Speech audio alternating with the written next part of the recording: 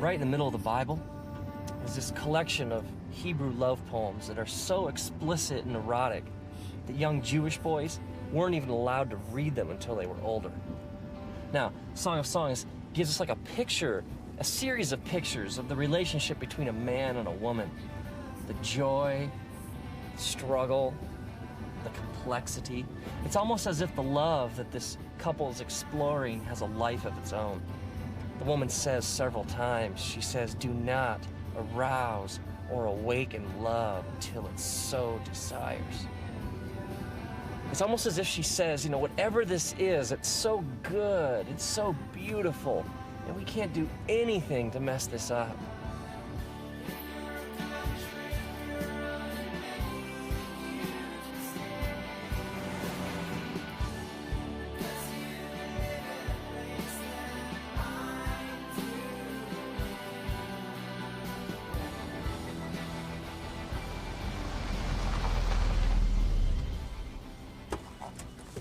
We get incredible mileage out of this tired old English word love, don't we? I mean, we'll tell somebody that we love them, and then in the same breath, we'll talk about how much we love a new car or a certain pair of pants. I mean, I love my wife, and I also love tacos. Now, we have to keep in mind that Song of Songs was originally written in the Hebrew language, which has at least 3 different words for our English word love. The first word we find is the word raya. Raya would be translated literally as like friend or a companion, somebody you hang out with. We might even translate it as like the word soulmate. We hear people talk like this all the time. They'll say things like, she's my best friend, or I could tell him anything. These are all expressions of raya. And so we see that at the core of this relationship between these lovers, there's a friendship.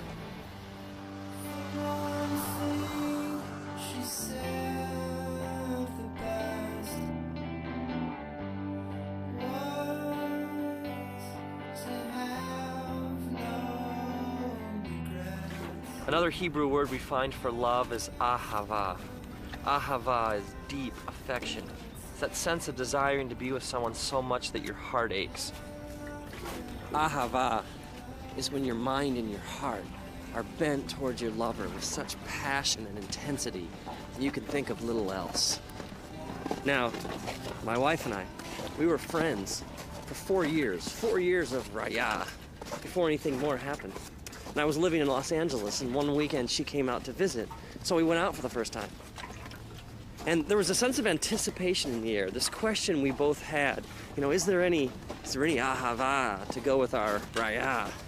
I remember sitting there at this restaurant in Santa Monica, a couple blocks in from the ocean. I remember this feeling came over me,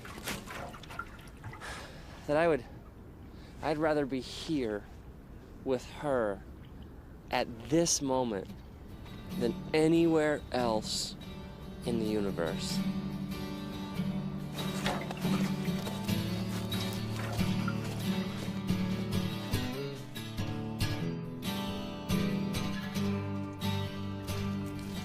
The lovers in Song of Songs declare that ahava is as strong as death, that many rivers cannot quench ahava.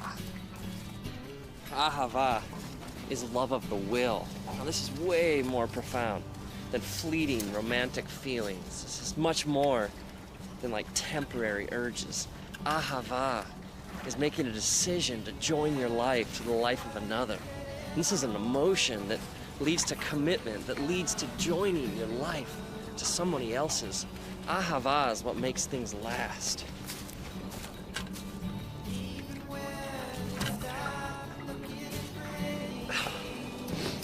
Maybe this would help. Let's think of these loves, these dimensions to a relationship as flames. Okay, first we had our raya flame. That's like the friendship, the soulmate aspect of a relationship.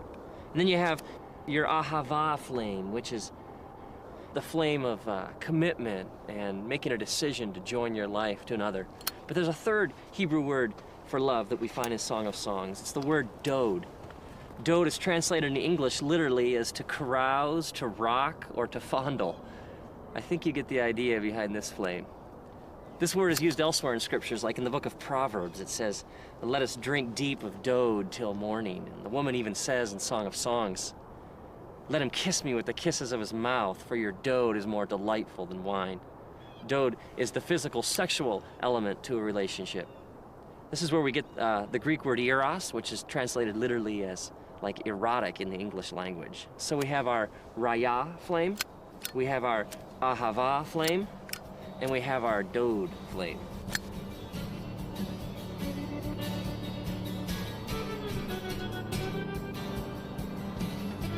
So when this man and woman come together, all these flames get combined.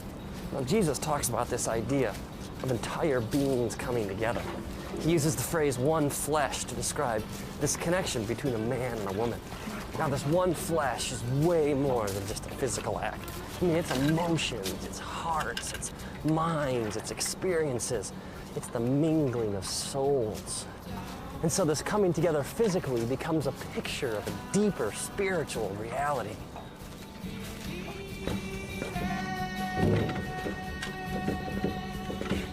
So Jesus teaches us that sex is ultimately a spiritual act. And that something so beautiful, something so powerful was meant to endure forever.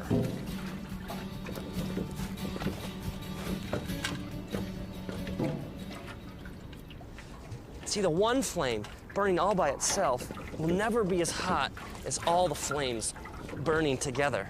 I mean, we were created for all the flames to burn as one. I mean, think about all the ways that we mess this up. I mean, take an affair for an example.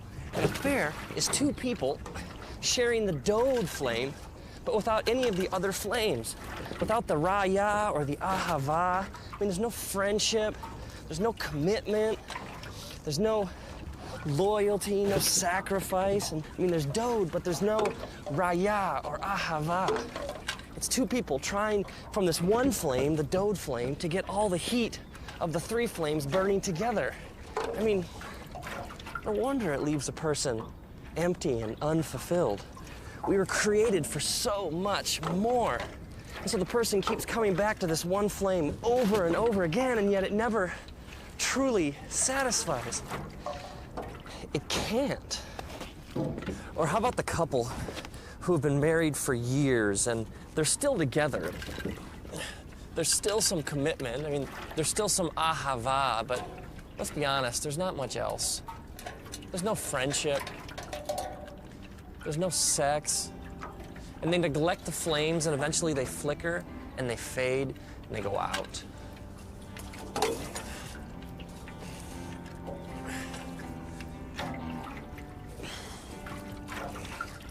When you separate the flames, it can never really satisfy. It's like you're living outside how God wired you to live. I mean, maybe our culture has no clue what true sexuality really looks like. Maybe the world around us, when it comes to sex, just doesn't get it. I mean, true sexuality is vast and mysterious. It involves all of you. I mean, you have a body, but you also have a soul and a spirit. And love is two people coming together and giving all of themselves to each other forever. And now, may you honor the way that God created you. May you have a profound sense of respect for the fact that you are a deeply spiritual and mysterious being, and that love is ultimately a profoundly spiritual thing. May you realize that the three flames are meant to burn together, and may you discover the big flame.